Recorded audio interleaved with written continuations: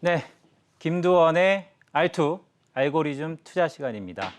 제가 어저께 공지를 미리 드렸습니다. 내일, 그러니까 26일 목요일입니다. 목요일 아침에 한국은행의 8월달 기준금리 결정이 있기 때문에 그 관련돼서 미리 좀 짚어보는 시간을 오늘은 정했습니다.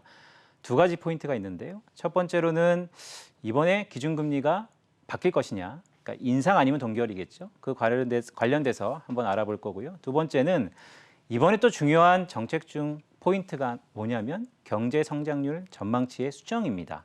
한국은행은 2019년부터 2월달, 5월달, 8월달, 11월달 이렇게 1년에 총 4번에 걸쳐서 경제 전망을 바꿔왔는데 그렇게 보면 하반기 처음 경제 전망을 바꾸는 것이죠. 자, 어떻게 변할지 알고리즘 투자 보겠습니다. 네, 보시면 기준금리 인상할까? 만약에 인상한다라고 했을 때는 두 가지 케이스가 있겠죠.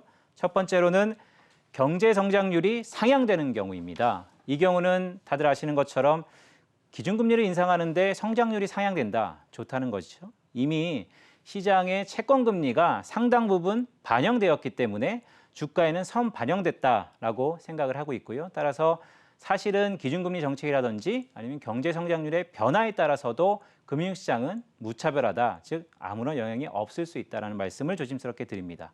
자, 두 번째 볼까요? 만약에 기준금리를 인상했는데 성장률을 하향한다.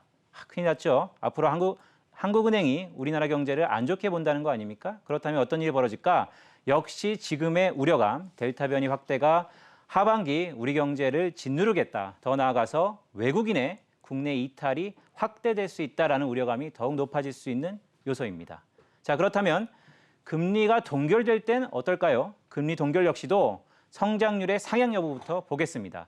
금리는 동결됐다 하더라도 향후 미래에 대한 성장의 기대가 여전히 살아있다. 결국 지금 선반영되었던 채권금리는 일부 되돌림이 있을 수 있을 것 같고요. 더 나아가서 경기 민감주가 상당 부분 긍정적으로 반영할 가능성이 높다라는 말씀을 드립니다.